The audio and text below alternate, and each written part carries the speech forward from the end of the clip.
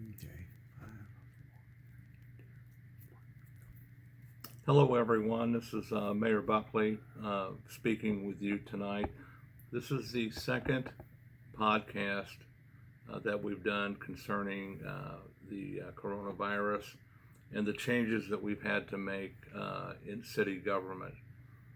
It's Wednesday, March the 2nd, or excuse me, March the 18th, about 7:30 p.m. So what I want to do first is I want to run down what we are doing from a local government standpoint as far as departments.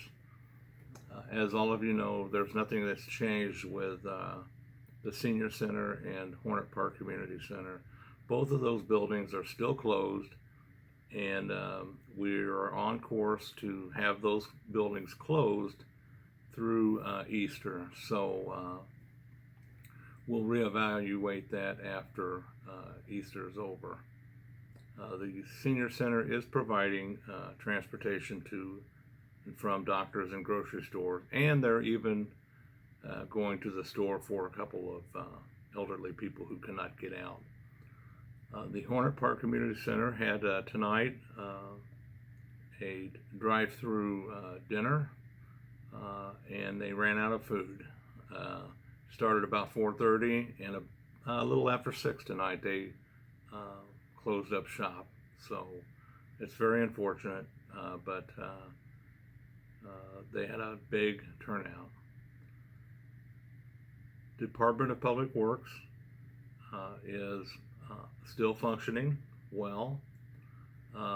We are going to make some changes there beginning next week. Right now, the workers out of DPW are on a modified schedule.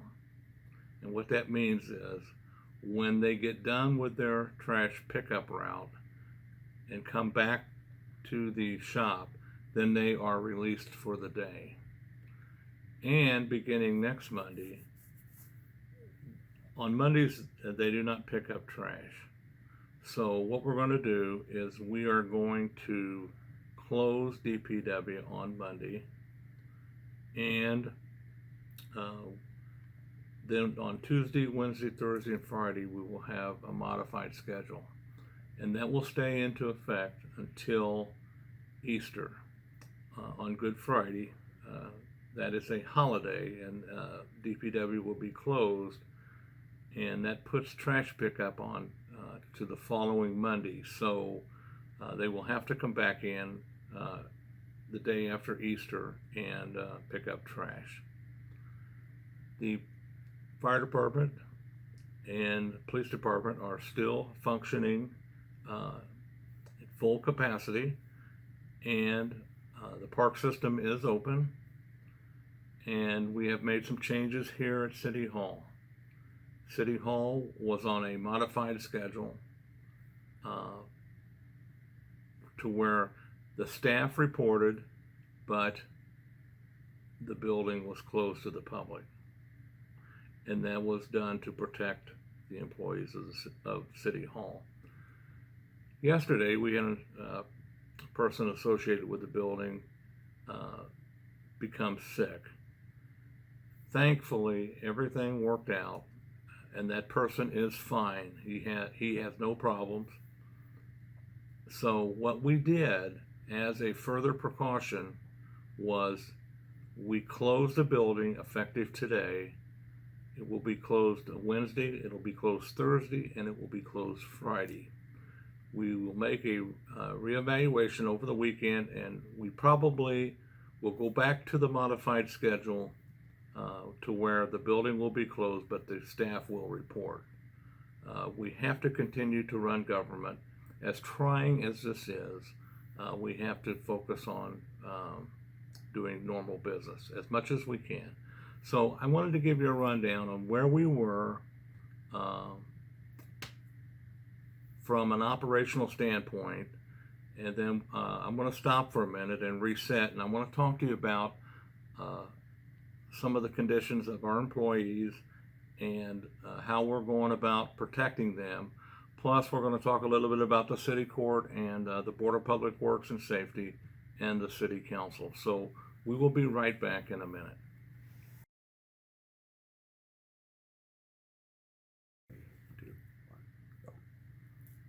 Welcome back, and I want to talk to you a little bit about what we're doing with the employees to further protect them, and a couple instances that we've had already early on into this virus. Some of our employees cannot work from home. They have to be here, so extra measures are being taken to protect them. I talked to you earlier about DPW and what we're doing with the employees out there. We had one part-time employee out there who wasn't feeling well. So the director sat him down and talked to him and sent him home. So he is doing fine. He has a common cold, but he will not be allowed to come back until he is symptom-free for 24 hours. We had one employee of the fire department, one female firefighter who is expecting a child, and we took the position early on that we are not going to allow a female employee who is expecting a child to be exposed to these elements. So the chief is having her work from her house, and that is acceptable under these conditions because we are going to do whatever we can to protect the employees of the city, and especially in that case. So once this virus runs its course and our medical direction tells us it's okay, we will bring her back onto the job until she can no longer function in the capacity of a firefighter. And then once the baby's born, then will come back to normal duty. So we are paying close attention to employees who have chronic conditions, and as this thing progresses, we may have those employees work from home as well. So I wanted to talk to you about that. The city court has continued all cases through March. The staff there, for the most part, is working from home.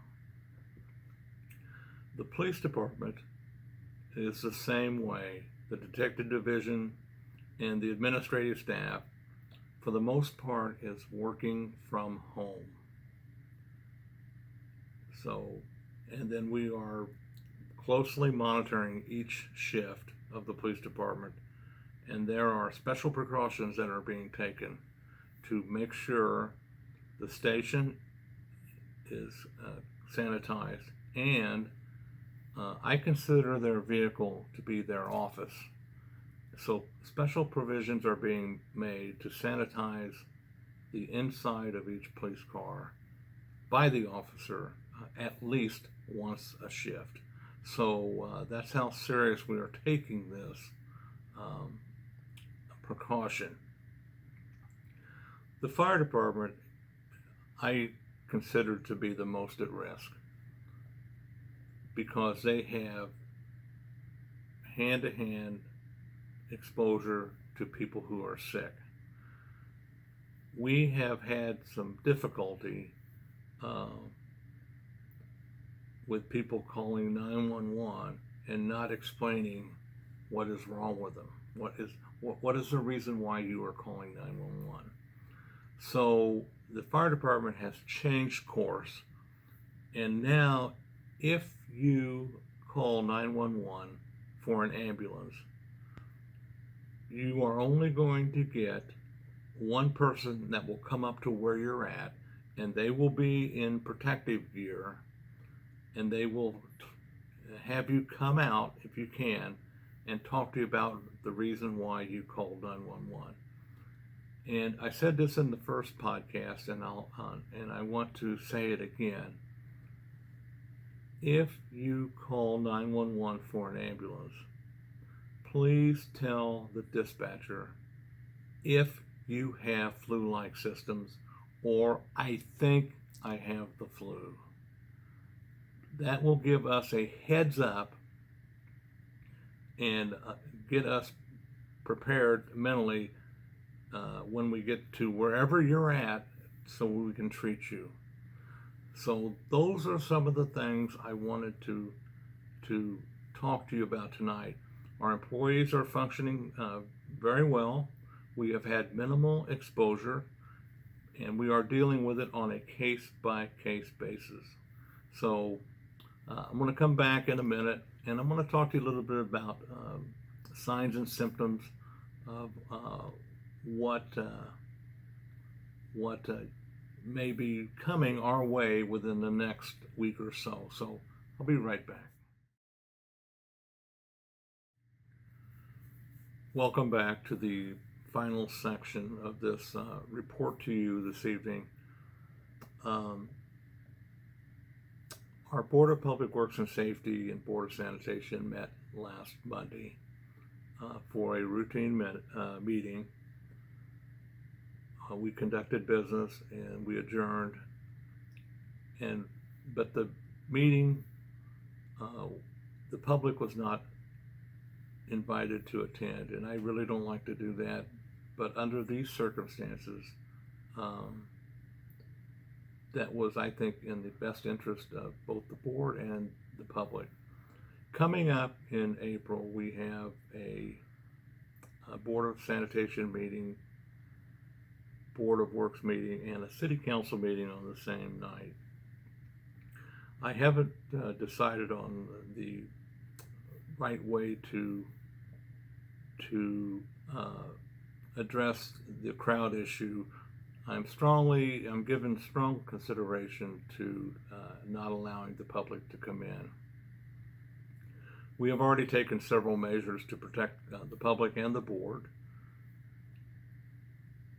But this Friday, I'm probably going to do an emergency declaration for a local disaster.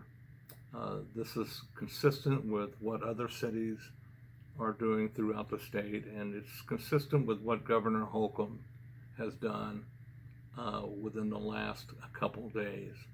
So look for that to happen this Friday. What that does, that gives the police chief leverage to act on my behalf in the event we have issues. But I want to close by telling you this. From every indication that I have listened to, been advised of, or watched on television, it leads me to believe that over the next 2 to 3 weeks, this is going to get much worse than we think. So if you have a chronic illness,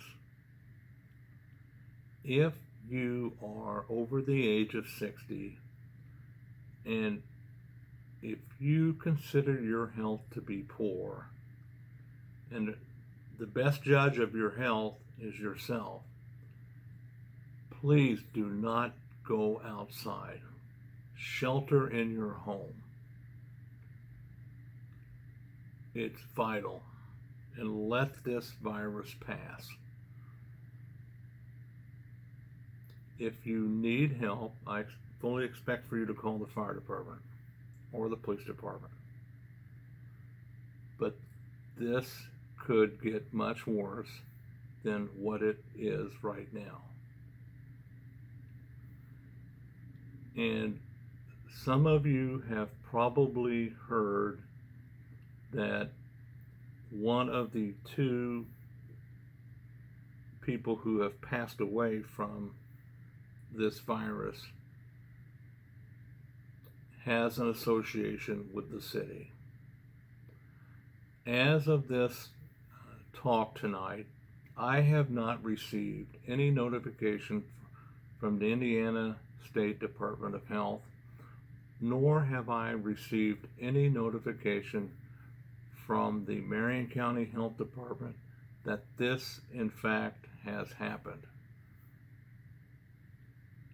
The media is reporting it, but I will not publicly discuss this until I have received notification from one of those two government agencies. I do not want to talk about someone's health.